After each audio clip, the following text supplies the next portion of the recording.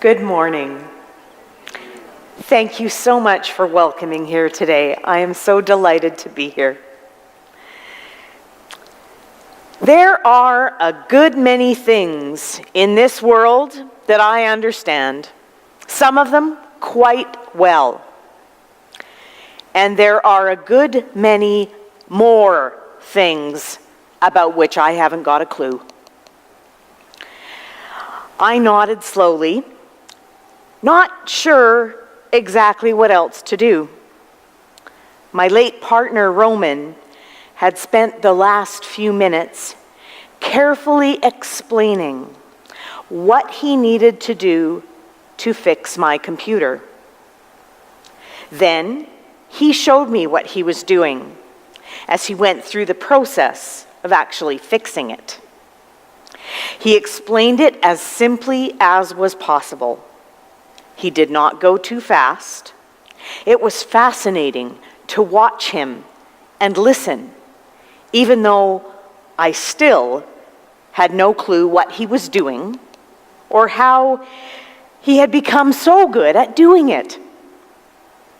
It was the first of many such circumstances, and each time he would patiently explain and show me what he was doing, and even try to walk me through doing the fix under his careful guidance. Over time, I did learn a little bit about technology that I use every day, but it wasn't even a thimbleful compared to the knowledge he had. The problem was and remains that I don't understand how the technology works in the first place. And I am one of those people who needs to understand the how and the why it works, and not just the here's what you do if it's not working.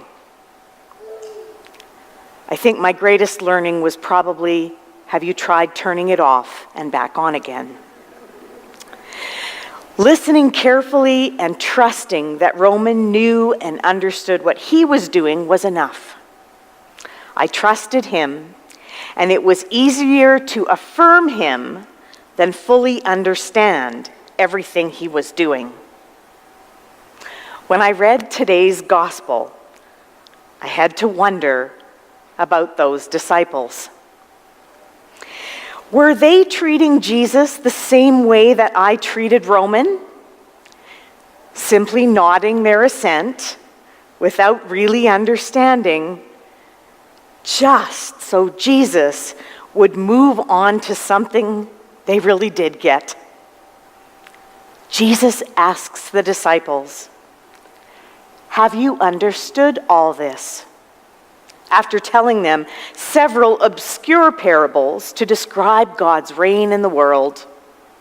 He told them the kingdom was like a mustard seed, like yeast, like a treasure hidden in a field, like fine pearls, like a net tossed out to sea, where the good catch is sorted from the bad afterward. I imagine the disciples' heads were spinning at this point. The kingdom is like, what? They, like we, wanted to know how Jesus was going to change the world.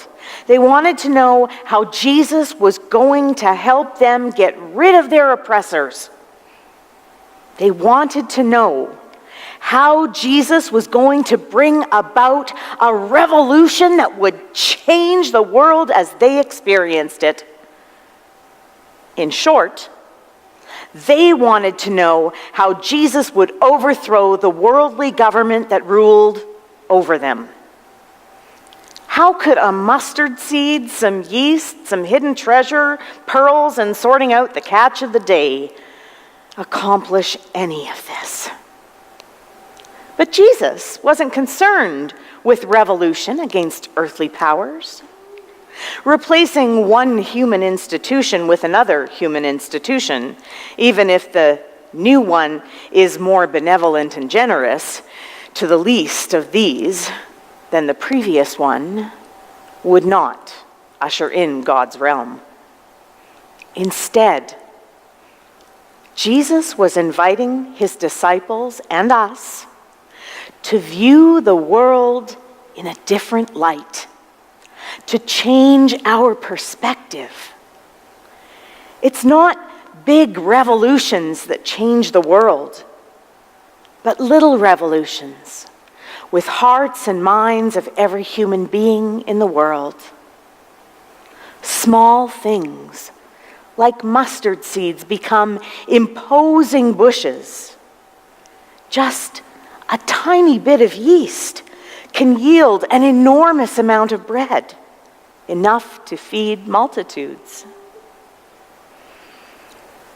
The desire of a young boy to pay it forward, who loses his life at the hands of bullies, all because he wants to make the world a better place, one small act at a time, and will not abandon his friend in the face of danger, becomes a seed planted that has the potential to change the hearts of many.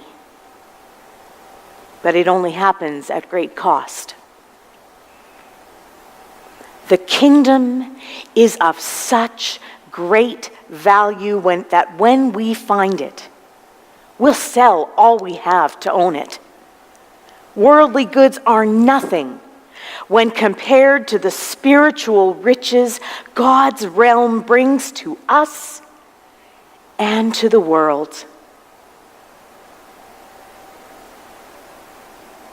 God helps us sort out our daily catch, tossing the bad things aside that distract us from working to accomplish God's will in our lives and in the world. I'm reminded of another parable, not one told by Jesus, but by other traditions, that tells the story of a woman who had found a precious stone. She put the stone in her bag and went on her way. The next day, a hungry traveler came by her on the road and asked if she had anything to eat. As she rummaged in her bag, the man spied the precious stone she had. "Instead of food, would you give me that stone?" Without hesitation, the woman smiled and handed the stone over. The traveler left feeling elated. He had something better than food. He had something that he could sell and end all of his earthly troubles.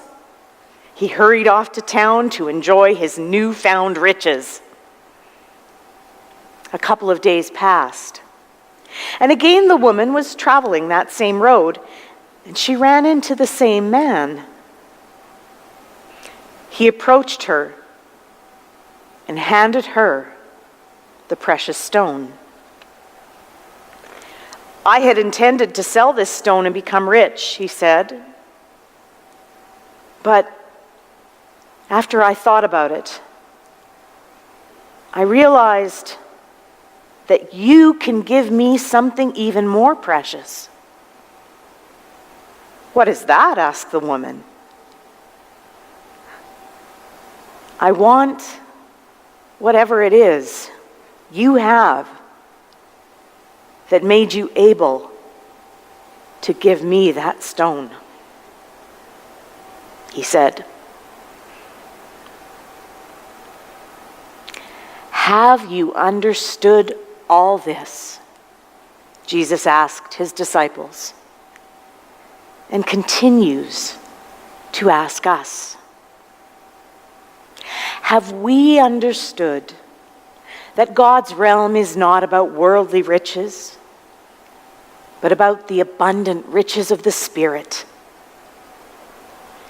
Have we understood that God's realm is about gladly giving away ourselves and all that we have to anyone and everyone who asks it of us?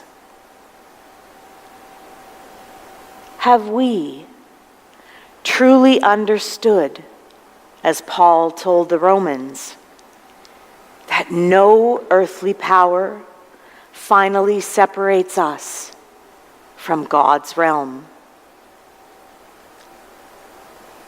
The disciples said they understood,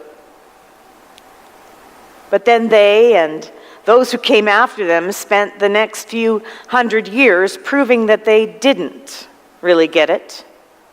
Church fathers spent centuries arguing over Jesus' divinity and humanity, over how or why his death was redemptive, over whether his mother was a virgin, and over a myriad of other doctrinal arguments, instead of paying attention to the mustard seed, the yeast, the hidden treasure, or the pearl of great value that needed to be cultivated in their own hearts. While they argued, people starved. Have you understood all this? Have you understood all this? We have. Only when we spend less time arguing about who Jesus is and what he means, and instead get to work obeying his commandment to love each other and stop pursuing worldly ways to bring about God's realm.